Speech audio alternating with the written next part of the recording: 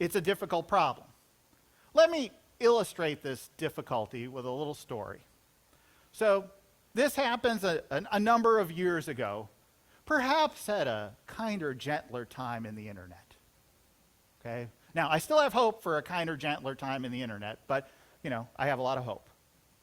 So this happened in a group of seminary students. So it wasn't on the broad internet. This was seminary students who were on the system and working classes. So one of the students in an interaction stated that, well, we have to do what the current president said, and this was, remember, a long time ago, because they're ordained by God.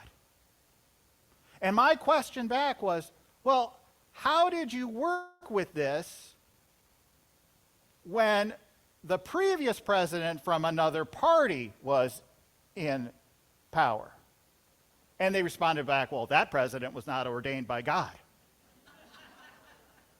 How are we to discern this? There's no easy answer.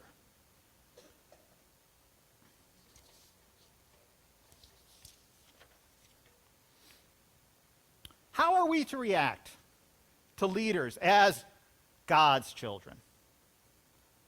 Let's look back to Jeremiah. I promised we'd get back to Jeremiah for a starting point. You see, Jeremiah is raising some complaints about the leaders of Judah.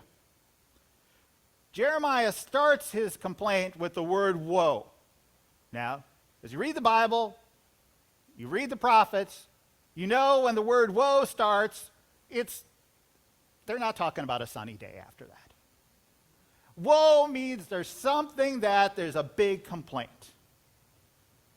The prophet is responding to some serious sin or some oppression, and the prophet here in Jeremiah is directing his condemnation not to the people per se, but to the leaders, to the shepherds, the ones who are not doing what they're supposed to be doing, but they're scattering the sheep.